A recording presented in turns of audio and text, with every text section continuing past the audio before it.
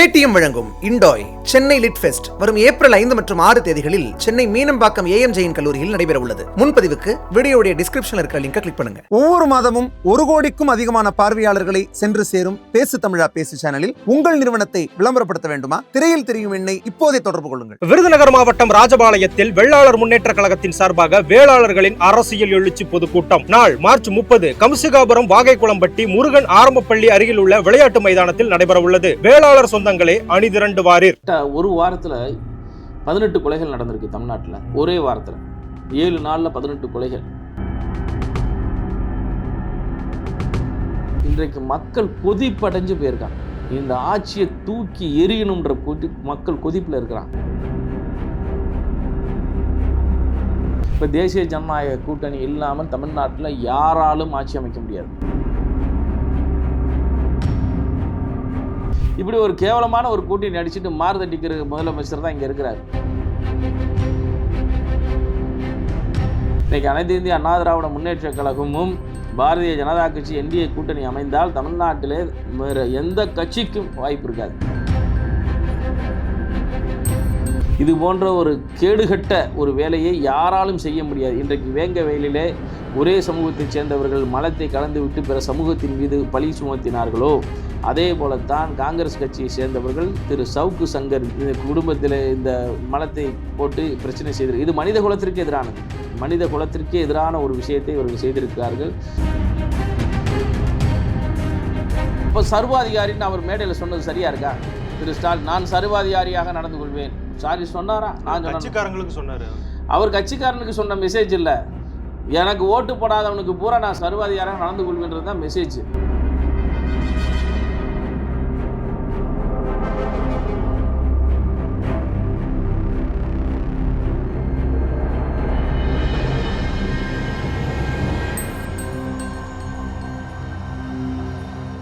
பேசு தமிழா பேசு நேயர்களுக்கு வணக்கம். இன்று நம்முடன் இணைந்திருக்கும் சிறப்பு விருந்தினர் தென்னிந்திய ஃபார்வர்ட் பிளாக் கட்சியின் நிறுவன தலைவர் திரு திருமாறன்ஜி அவர்கள். வணக்கம் சார். வணக்கம் நடராஜன், நல்லா இருக்கீங்களா? நல்லா இருக்கேன் சார். தமிழகத்தின் எதிர்க்கட்சி தலைவராக இருக்கக்கூடிய திரு எடப்பாடி பழனிசாமி அவர்கள் அமித்ஷா அவர்களை சந்திச்சிருக்காங்க, மத்திய உள்துறை அமைச்சரை. ஸோ இந்த சந்திப்புக்கு பின்னாடி நிறைய விஷயங்கள் பேசப்படுது. அதாவது 2026க்கு இவங்க கூட்டணி சேர்ந்துட்டாங்க அப்படிங்கிற மாதிரி சொல்கிறாங்க. ஒரு சிலர் என்ன சொல்கிறாங்க அப்படின்னு பார்த்தீங்கன்னா, இல்லை இவங்க வந்து கூட்டணியெல்லாம் பேச போல தமிழ்நாட்டில் நடக்கக்கூடிய சட்டம் ஒழுங்கு பிரச்சனையை எடப்பாடி பழனிசாமி அவர்கள் உள்துறை அமைச்சர்கிட்ட போய் சொல்லியிருக்காரு அப்படிங்கிற மாதிரி சொல்கிறாங்க. ஸோ ஒருவேளை கூட்டணி அமைந்தது அப்படின்னா அது எந்த மாதிரி இருக்கும்னு நீங்கள் நினைக்கிறீங்க சார்? எல்லோரும் வணக்கம், நான் திருமாறஞ்சி பேசுகிறேன். இது ஒரு விஷயம் ஒரு கல்லில் 2 மாங்க அப்படின்னு சொல்லுவாங்க. உண்மைக்கே தமிழ்நாட்டில் சட்டம் ஒழுங்கு சரியில்லை. தொடர்ந்து இந்த கரெக்டாக ஒரு வாரத்தில் 18 கொலைகள் நடந்திருக்கு தமிழ்நாட்டில். ஒரே வாரத்தில் 7 நாளில் 18 கொலைகள். அதனால் சட்ட ஒழுங்கு இந்த நாட்டில் சுத்தமாக இல்லை. பெண்களுக்கு பாதுகாப்பு இல்லை. பெண் குழந்தைகள் சுதந்திரமாக நடமாட முடியலை. இது அந்த முகலாயர் காலத்திலே மாளிகாப்பூர் காலத்தில் வாழ்கிற மாதிரி இப்போ தமிழ்நாட்டில் வாழ்ந்துக்கிட்டு இருக்கோம். இங்கே யாருமே நிம்மதியாக இல்லை. யாருமே அந்த படையெடுப்பாளர்கள் காலத்தில் எப்படியெல்லாம் கஷ்டப்படப்பட்டோமோ, பிரிட்டிஷ்காரன் காலத்தில் எப்படியெல்லாம் நம்ம கஷ்டப்பட்டோமோ அப்படி தான் இங்கே இப்போ வாழ்ந்துக்கிட்டு இருக்கோம். முதல்வர் என்ன சொல்கிறாரு, ஒவ்வொரு வருஷமாக குற்றங்களோட எண்ணிக்கை குறைஞ்சிக்கிட்டே இருக்குது. அது அவர் தான் நான் சொல்கிறேன். நான் அடிக்கடி சொல்கிறதுனா இந்த ஒரு இன்னசென்ட் முதல்வர்னு சொல்லுவாங்கள்ல, இது ஒரு துக்ளக் ஆட்சி. என்ன அமைச்சர்களுக்கெல்லாம் வேலை இல்லை, ஒவ்வொரு அமைச்சர்களுக்கும் பிறந்தநாள் கொண்டாட சொல்லுங்கள் அப்படின்னு சொல்லக்கூடிய முதல்வர் தான்.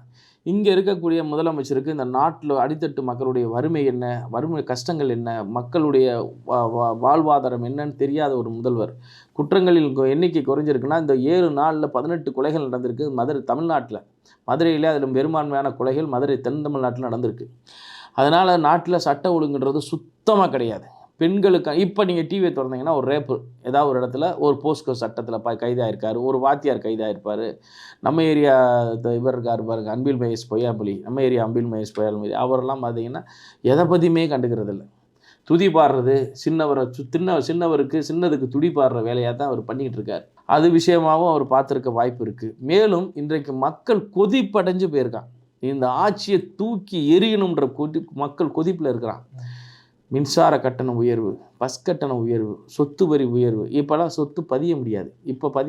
ஏன்னு கேட்டிங்கன்னா 3 மாதத்துக்கு ஒருக்கா 200 ரூபா land valuation government stamp duty இருந்துச்சுன்னா இன்றைக்கி 1400 ரூபா, 10 மடங்கு அதிகம். பாமரன் ஒரு சென்ட் 2 சென்ட் வாங்குறவனு அதனால் பாதிக்கப்படுறான். இதனால் ரியல் எஸ்டேட் தொழிலே அழிஞ்சு போயிட்டுருக்கு.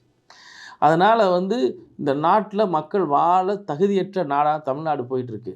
இந்த நாசகார சக்திகளை பிடுங்கி எறியணும் அப்படின்னா ஒரு மகா கூட்டணி அமையணும். இப்போ தேசிய ஜனநாயக கூட்டணி இல்லாமல் தமிழ்நாட்டில் யாராலும் ஆட்சி அமைக்க முடியாது. இந்த நாசகார சக்திகள் ஒரு பக்கம் இருக்குது. காசை கொடுத்து விலைக்கு வாங்கிடலாம் மக்களை அப்படின்னாலும், காசு கொடுத்தாலும் விலை போகாத மாடுகள் தான் இந்த மாடுகள். இப்போ ஆட்சி ஆளக்கூடிய மாடுகள் காசு கொடுத்தாலும் விலை போகாத முடியாத மாடுகள். பணமே இவங்க கோடிக்கணக்கில் கொட்டி கொடுத்தாலும் கூட மக்கள் வாக்களிக்க மாட்டார்கள். ஏன்னா அந்த அளவுக்கு சித்திரவதையில் மக்கள் வாழ்கிறான். இந்த வட்டம் எல்லாருக்கும் பேசு தமிழா பேசுவா சேனல் மூலியமாக நான் ஒரு வேண்டுகோள் வைக்கிறேன். படித்தவர்கள் வாக்களிக்க வாருங்கள். படித்தவங்க வாக்களிக்க வர்றதே இல்லை. இந்த பாமரன் இருக்கான் பாருங்கள், ரேஷனில் நின்று அரிசி வாங்குறவன், மண்ணெண்ணை வாங்குறேன், இவன் தான் ஓட்டு போட வர்றான். இவனுக்கு இன்றைக்கி வீட்டில் அடுப்பு எரிஞ்சால் போதுன்ற அளவுக்கு தான் இந்த நாட்டில் ஆட்சியாளர்கள் ஆட்சி மக்களை வச்சுருக்காங்க. இன்றைக்கி என்ன நடந்தாலும் சரி, இன்றைக்கி நம்மளுக்கு ஓட்டு விழுந்தால் சாப்பாட்டுக்கு ஏதாவது பணம் கிடைச்சா போதும்னு நினைக்கிறவங்க தான் வாக்களிக்க வர்றாங்க. அதனால தான் இந்த தரிகட்ட போன இந்த திராவிட மாடல் ஆட்சி இன்றைக்கி நிற்கிது. தரிகட்டு போய்கிட்டு இருக்கு இந்த நாட்டில். அப்போ இவங்க என்ன செய்யணும் அப்படின்னா, படித்தவர்கள் பூரா வாக்களிக்கணும். அடுத்து நடுத்தட்டு மக்கள் வாக்களிக்க வர்றதில்லை, உயர்தட்டு மக்கள் வாக்களிக்க வர்றதில்லை, பிறமொழி பேச்சாளர்கள் வாக்களிக்க வர்றதில்லை. ஆனால் அவங்களுக்கு இங்கே ஆதார் இருக்குது, ஓட்டர் ஐடி வச்சுருக்காங்க, எல்லாமே வச்சுருக்காங்க. இவங்கள்லாம் வந்து ஒரு நல்லாட்சியை தேர்ந்தெடுக்கணும். நான் உங்கள் வாயிலாக வந்து நான் கோரிக்கையாக வைக்கிறேன். இவங்கள்லாம் வராததுனால தான் இது மாதிரியான ஒரு பாமர மக்களின் வாக்கை பெற்று விலை கொடுத்து வாங்கி 500 ரூபா 1000 ரூபாயை கொடுத்து விலை கொடுத்து வாங்கி ஆட்சி ஆளக்கூடிய இந்த ஆட்சியாளர்களை ஒழிக்க முடியலை. இதுக்கு ஒழிக்கணும் அப்படின்னா மக்கள் வந்து விழிப்போட படித்தவர்கள்லாம் வாக்களிக்க வேண்டும். இந்த நாடு என்பது எத்தனையோ படையெடுப்புகள் காலத்திலிருந்து, எத்தனையோ கஷ்டங்களிலிருந்து இன்னும் விழிப்போடு இன்னும் செழிப்போடு தமிழ்நாடு வாழ்ந்து கொண்டிருக்கிறது என்று சொன்னால் இது ஒரு புண்ணிய பூமி. இந்த புண்ணிய பூமியில் பேய்கள் அரசாண்டால் பிணந்தின்னும் சாஸ்திரம் போல இவர்கள் ஆட்சி வந்து ரொம்ப தரங்கட்டு போய் மண் மலை கொள்ளை மணல்களை கொள்ளையடிக்கிறான். மலைகள், பல மலைகள் இந்த உலகம் தோன்றிய காலத்தில் தோன்றியது, மனிதகுலம் தோன்றாத காலத்திற்கு முன்பாக தோன்றிய மலைகள்லாம் இன்றைக்கி இல்லை. புண்ணுக அமீபா மைட்டோகாண்ட்ரியாஸ் இருந்த காலத்தில் இருந்த மலைகள் இன்றைக்கி இல்லை. ஒரு செல் உயிர் வாழ்ந்த காலத்தில் இருந்த மலைகள் இன்றைக்கி இல்லை. ஒரு மனிதன் 6 அறிவு படித்த மனிதன் நாளைக்கு என் பிள்ளைகளுக்கு நான் மலைனா வரைஞ்சி தான் காட்டணும், இப்படி தான் ஒரு மலைன்னு ஒன்று இருந்துச்சு. இந்த ரஷ்யாவில் இருக்கவனுக்குலாம் யானைன்னா என்ன தெரியாது, இந்தியாவில் கூட்டு வந்து யானையை காட்டுறான். அதே போல் நீ மலையை காட்டுறதுக்கு நான் எங்கே போகணும், சைனாக்கும் எங்கிட்டாவது அண்டை நாடுகளுக்கு போய் இதான் மலைப்பா பார்த்துக்கங்கப்பான்னு சொல்லிட்டு வரணும். ஏன்னா இங்கே மலைகளே இல்லை. தமிழ்நாட்டில் பெரும்பாரியான மலைகள் காணோம். அந்த மலையோடு தரமற்றத்துக்கான விடுவாங்கன்னு பார்த்தா தரையை கீழே 300 அடி போகிறான், தரைக்கு கீழே 300 அடி போகிறான். இதை தட்டி கேட்டால் திருமாறனை மிரட்டி காசு கேட்குறாரு, அவங்க கட்சிக்காரங்களாம் வந்து மிரட்டி காசு கேட்குறாங்க அப்படின்ற ஒரு நிலைக்கு நாங்கள்லாம் தள்ள போகிறதுனால தான் இதை கேள்வி கேட்க கூட முடியலை. இவனே ப்ரொபகண்டா பண்ணுறான், போலீஸை வச்சு மிரட்டுறான், கான்ட்ராக்டுக்காரனை வச்சு நம்மக்கிட்ட பேரம் பேசுகிறான். அப்போ இந்த மாதிரி நிலைகள்லாம் மாறணும்னா ஆட்சி மாற்றம் வேணும். இந்த ஆட்சி மாற்றம் எப்படி வரும்? இன்றைக்கி அனைத்து இந்திய அண்ணா திராவிட முன்னேற்றக் கழகமும் பாரதிய ஜனதா கட்சியும் தேசிய ஜனநாயக கூட்டணிகளும் வலுவாக கூட்டு சேர்ந்தால் மட்டும்தான் நடக்கும். நாட்டை பிளவுபடுத்தக்கூடிய கூட்டணி தான் இந்த இந்தியா கூட்டணி. அதில் மம்தா பானர்ஜி, லல்லு பிரசாத் யாதவ் மாட்டுத்தீவன ஊழல், சாராய ஊழல் கெஜ்ரிவால், இப்படி வேறு ஊழல்வாதிகளாக இருக்க நிலக்கரி ஊழல் இருக்கக்கூடிய கர்நாடகா, இவங்களுக்கு பூரா சேர்ந்து தான் இந்த கூட்டணி அமைச்சிட்டு இந்த நாட்டை துண்டாட நினைக்கிறார்கள். ஆனால் அந்த இது விசிகா போன்ற கம்யூனிஸ்ட்டு பாருங்கள், இந்தியா கூட்டணி ஒரு கூட்டணி அமைச்சிருக்கார் நம்ம முதல்வர், நம்ம திராவிட மாடல் முதல்வர். ஆனால் அந்த முதல்வர் இவராக மாறுதட்டிக்கிறாரு, எங்கள் கூட்டணி வலுவாக இருக்குன்னு. கேரளாவில் பார்த்தீங்கன்னா காங்கிரஸும் கம்யூனிஸ்ட்டும் எதிர்த்து நிற்கிது. மேற்கு வங்காளத்தில் காங்கிரஸும் கம்யூனிஸ்ட்டும் எதிர்த்து நிற்கிது. அதில் கெஜ்ரிவாலும் போட்டி போடுறாரு. ஆனால் இவங்களாம் ஒரே கூட்டணி. இப்படி ஒரு கேவலமான ஒரு கூட்டணி அடிச்சுட்டு மாறுதட்டிக்கிற முதலமைச்சர் தான் இங்கே இருக்கிறார். இதே மாதிரி தான் டெல்லியிலையும் ஹரியானாலையும் மாறி எல்லாருமே எந்த இடத்துலையுமே இவங்க கூட்டணி ஒன்றா இல்லை, வெறும் வாய்க்கு தான் கூட்டணின்னு சொல்லி பேசிக்கிட்டு இருக்காங்க. இந்த நாசகார சக்தியில் ஒழிக்கணும்னா தேசிய ஜனநாயக கூட்டணி என்டிஏ கூட்டணி வந்து வலுவான கூட்டணியாக தமிழ்நாட்டிலே உருவாகி இருக்கிறது. அந்த கூட்டணியிலே பல்வேறு அரசியல் கட்சி தலைவர்கள் இருக்கிறார். இன்னும் நான் கோரிக்கை வைக்கிறேன், வெளியே இருக்கக்கூடியவர்கள், நாட்டை நேசிக்கக்கூடியவர்கள் இந்த தேசிய ஜனநாயக கூட்டணிக்கு வரணும். இன்றைக்கி அனைத்து இந்திய அண்ணா திராவிட முன்னேற்றக் கழகமும் பாரதிய ஜனதா கட்சி என்டிஏ கூட்டணி அமைந்தால் தமிழ்நாட்டிலே வேறு எந்த கட்சிக்கும் வாய்ப்பு இருக்காது.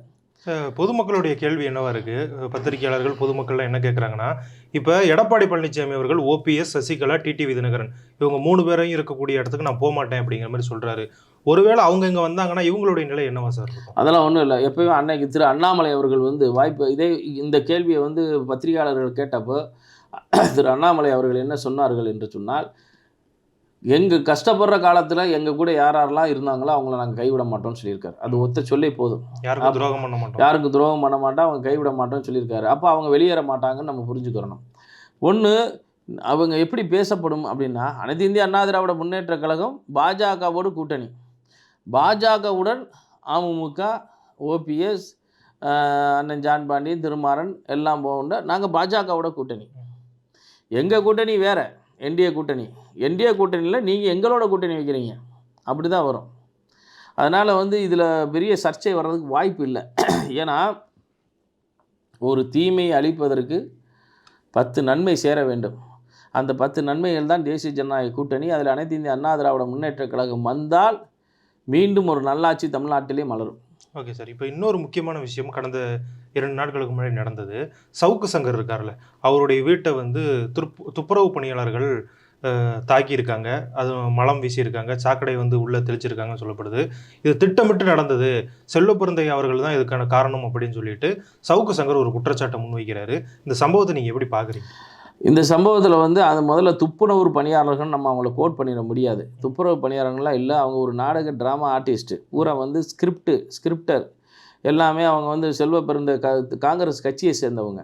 அவங்க யாருமே வந்து துப்புரவு பணியாளர் இல்லை. அந்த உடைகளை அணிவித்து கொண்டு மாறுவேடத்தில் வந்து தான் எந்த ஒரு துப்புரவு பணியாளர்களும் இந்த நாசகார வேலையை செய்ய மாட்டார்கள். ஏனென்றால் இந்த நாட்டை சுத்தம் பண்ணி இந்த நாட்டு மக்களை சுவிட்சமாக வாழ வைக்கக்கூடியவர்கள் எப்படி ஒரு வீட்டை அசிங்கப்படுத்துவார்கள் என்பதை நம்ம புரிந்து கொள்ள வேண்டும். கண்டிப்பான முறையில் அதில் கலந்து கொண்டவர்கள் அனைவருமே காங்கிரஸ்காரர்கள், துப்புரவு பணியாளர்கள் வேடமிட்டிருந்தார்கள்.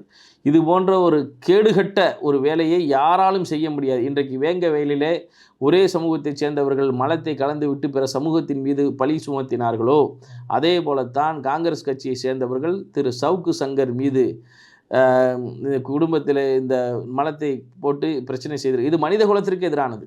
மனித குலத்திற்கு எதிரான ஒரு விஷயத்தை இவர்கள் செய்திருக்கிறார்கள். இது எவர் செய்திருந்தாலும் இவர்கள் இரும்பு கரம் கொண்டு கண்டிக்கப்பட வேண்டும். இவர்கள் மீது கடுமையான நடவடிக்கை எடுக்கணும். ஏன்னா ஒரு ஜனநாயக நாட்டில் யாரையுமே விமர்சனம் பண்ணக்கூடாதுன்னா நீங்கள் என்ன கடவுளா? கடவுளுக்கே விமர்சனம் உண்டு.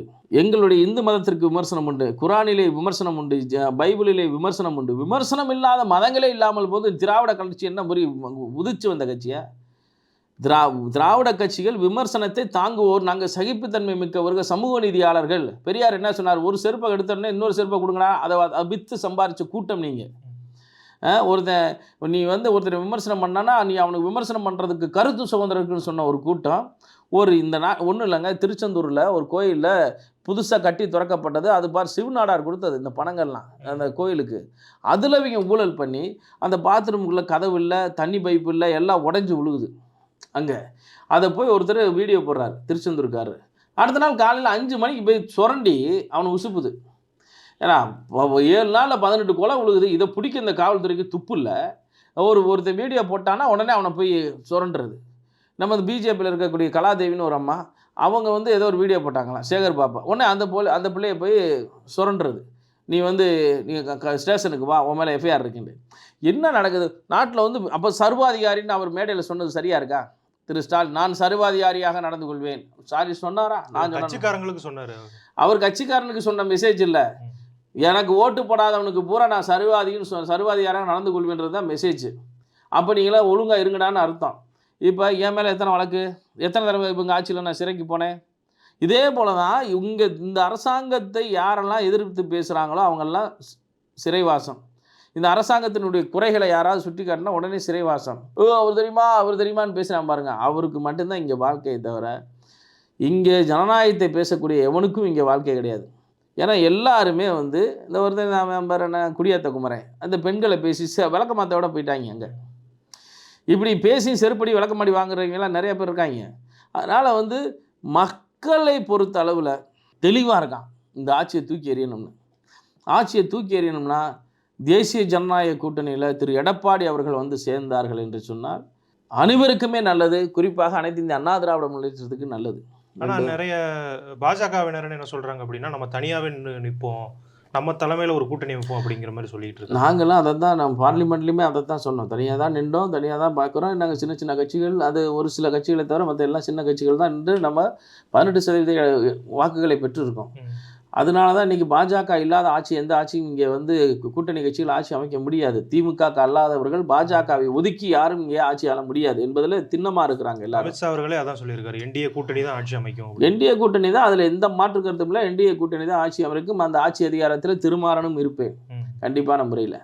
அப்போ இப்படியெல்லாம் இருக்கிற பட்சத்தில் இனி பாஜகவை ஒதுக்கி விட்டு தேசிய ஜனநாயக கட்சியை ஒதுக்கி விட்டு மீண்டும் இந்த ஆட்சி திராவிட முன்னேற்ற கழகம் ஆட்சி வந்தால் ஒரு சில மலைகளும் தப்பாது, ஒரு சில பெண்களும் தப்ப மாட்டார்கள், ஒரு சில கல்வியும் இங்கே தப்பாது. எல்லாம் அழிச்சு சாம்பலாக்கி சுடுகாடாக்கி கடலில் கரைஞ்சிட்டு போயிடுவாங்க. ஓகே சார், எங்களோடு இணைந்து உங்களுடைய கருத்துக்களை பதிவுக்கு ரொம்ப நன்றி. நன்றி நன்றி நன்றி. பேசு தமிழா பேசுவினுடைய மக்கள் ஃபவுண்டேஷன் மூலமாக நம்ம ஒரு மிகப்பெரிய ஒரு பசு சரணாலயம் அமைப்பதற்கான முயற்சியில் ஈடுபட்டிருக்கோம். இந்த பசுக்கள் சரணாலயத்திற்கு என்னுடைய கான்ட்ரிபியூஷனாக நான் ஏதாவது கொடுக்கணுங்கிற எண்ண ஓட்டத்தின் அடிப்படையில் கிட்டத்தட்ட 10 ஆண்டுகளுக்கு மேலே நான் கலெக்ட் பண்ண கலை பொருட்கள் அனைத்தையும் விற்று அதன் மூலமாக திரட்டப்படக்கூடிய தொகை என்னவோ அதை இந்த மக்கள் ஃபவுண்டேஷனுக்கு, இந்த பசு சரணாலயம் திட்டத்திற்கு என்னுடைய கான்ட்ரிபியூஷனாக கொடுக்க போகிறேன். இந்த பொருட்கள் அனைத்துமே நம்முடைய பேசு தமிழா பேச அலுவலகத்தில் விற்பனைக்கு இருக்குது. கீழே இருக்கக்கூடிய இந்த கான்டாக்ட் நம்பருக்கு நீங்கள் கால் பண்ணி இது பற்றின மேலதிக விவரங்களை நீங்கள் தெரிஞ்சுக்கலாம். அது மட்டும் இல்லாமல் மக்கள் ஃபவுண்டேஷனுடைய அக்கௌண்ட் நம்பரை இந்த வீடியோடைய டிஸ்கிரிப்ஷனில் கொடுத்துருக்கோம். நீங்கள் நேரடியாக அந்த அக்கௌண்ட் நம்பர் மூலமாகவும் உங்களுடைய கான்ட்ரிபியூஷன்ஸை கொடுக்கலாம். பேசு தமிழா பேசு ஒரு சேனல் கிடையாது, அது ஒரு இயக்கம்னு நான் உறுதியாக நம்புகிறேன். உங்களுடைய குரலை தான் நாங்கள் ஒவ்வொரு வீடியோலையும் பேசுகிறோம், உங்களுடைய மனசாட்சியை தான் நாங்கள் பிரதிபலிக்கிறோங்கிற ஒரு எண்ணம் எங்களுக்கு இருக்குது. அதே எண்ணம் உங்களுக்கு இருந்ததுன்னா தொடர்ந்து பேசு தமிழா பேசுவனுடைய முயற்சிகளுக்கு நீங்கள் கொடுக்கக்கூடிய ஆதரவை இந்த பசுக்கள் சரணாலயம் திட்டத்திற்கும் கொடுக்கணும்னு சொல்லி ரொம்ப தாழ்மையோடு கேட்டுக்கிறேன். உங்களுடைய அன்பாலையும் ஆதரவாலையும் தான் பேசு தமிழா பேசி இயங்கிட்டு இருக்கு. அதற்கு என்றென்றைக்கும் நன்றி. நிறைய பேர் வந்து சாருடைய மறைவுக்கு காரணம் என்ன அப்படின்றத ரொம்ப வருத்தத்தோட வந்து எங்ககிட்ட கேட்டுட்டு இருந்தாங்க சார். நீங்க அதை சொன்னீங்கன்னா கொஞ்சம் மக்களுக்கு ஆறுதலாக இருக்கும் சார். அவருடைய இடைவிடாத உழைப்பு, மக்களுக்காக சேவை செய்யணும் அப்படிங்கிற ஒரே எண்ணத்துல வந்து அவர் இரவு பகல் பாராம. இந்த மாதிரி ஆன்மீகம் மற்றும் ஜோதிடம் சார்ந்த இன்னும் பல வீடியோக்கள் பார்க்கணுமா? மறக்காம திருவருள் டிவிக்கு சப்ஸ்கிரைப் பண்ணுங்க. திருவருள் டிவியுடைய சேனல் லிங்க் இந்த வீடியோடைய டிஸ்கிரிப்ஷன்ல இருக்கு.